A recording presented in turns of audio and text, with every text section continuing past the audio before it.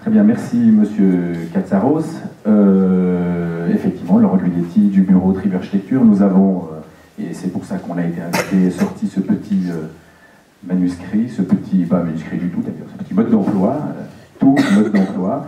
On a l'habitude d'en sortir une série, on vient de sortir Habiter économique mode d'emploi, tout ça est gratuit, téléchargeable sur notre site internet.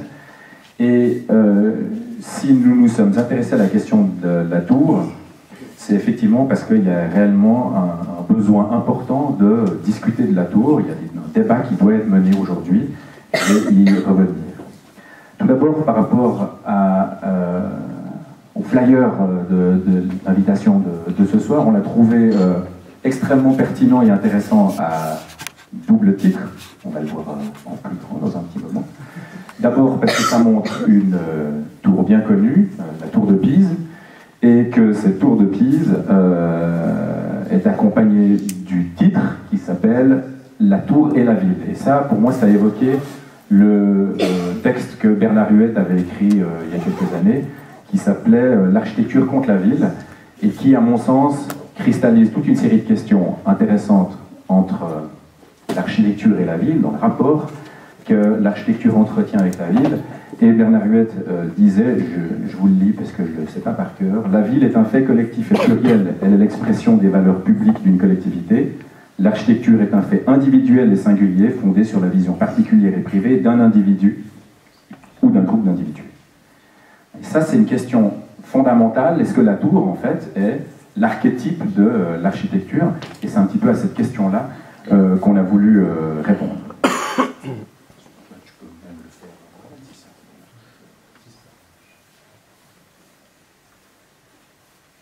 Alors tout d'abord, la tour de Pise, ce n'est pas la tour de Pise.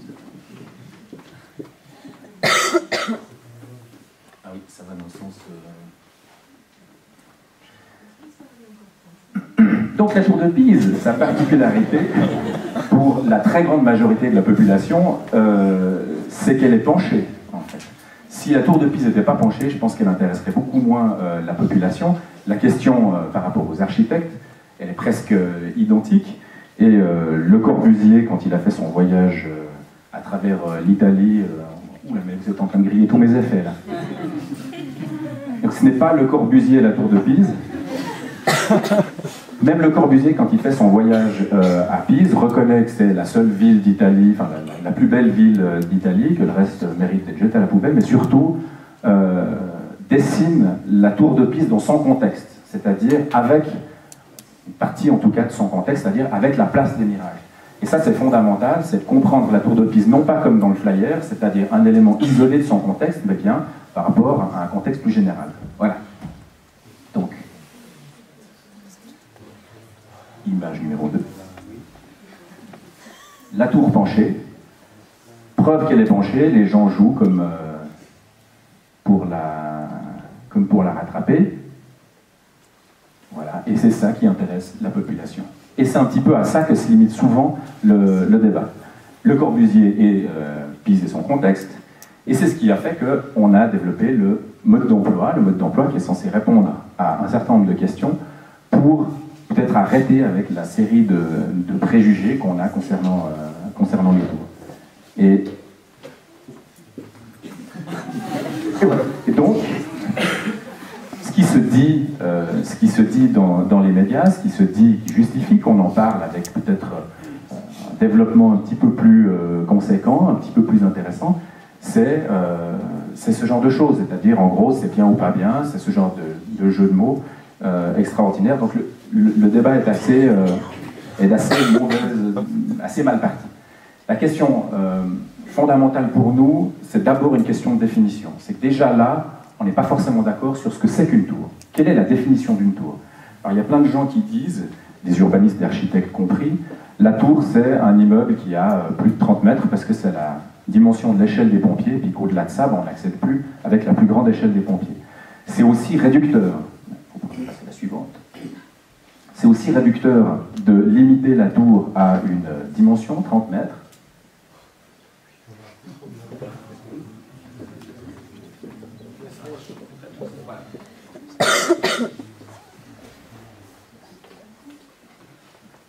bâtiment, c'est un bâtiment à Evelen qui a donné son nom au hameau de la Tour, mais ce bâtiment n'a pas 30 mètres.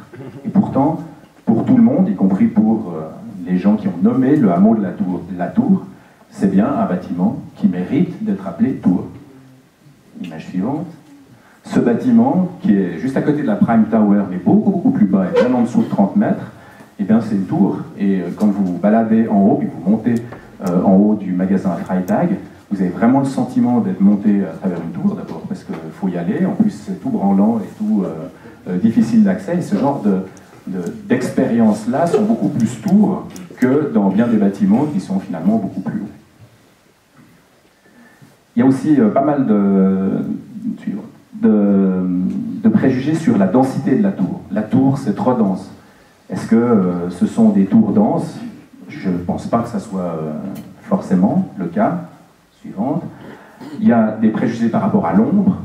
La tour fait beaucoup d'ombre portée. Alors effectivement, il y a une ombre portée. Là, on est en haut d'une tour en construction à Dubaï, la future plus haute tour du monde.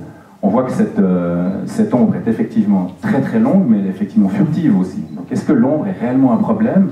Est-ce qu'être à l'ombre d'une barre, c'est pas plus grave, en guillemets, que d'être à l'ombre d'une tour? Est-ce que l'ombre est un problème? Est-ce que réellement on peut dire que le soleil est une qualité intrinsèque de l'architecture, ou c'est pas la lumière, la qualité intrinsèque? C'est la même chose que la question de la vue par rapport au dégagement. Est-ce qu'on est tous obligés d'avoir la vue? Alors ça, c'est peut-être un complexe lausannois, on est obligé d'avoir la vue sur le lac, donc on ne construit pas de logement au flanc, parce que si on a du dégagement, on n'a pas la vue. Et cette notion-là nous empêche et nous contraint finalement. Et ça aussi, ça nécessite de remettre en question un certain nombre de critères. Image suivante, s'il vous plaît. On dit que la tour n'est pas écologique, celle-ci sera Minergie Éco. On dit qu'elle n'est pas économique, il y a aussi des tours tout à fait économiques dans lesquelles on a réalisé du logement social. Il y a des tas de critères qui existent, mais objectivement, il n'y en a pas un seul pour attraper l'autre. Et notre souci en réalisant ce petit manuel, c'était de dire, est-ce qu'on doit se limiter à des critères d'exclusion?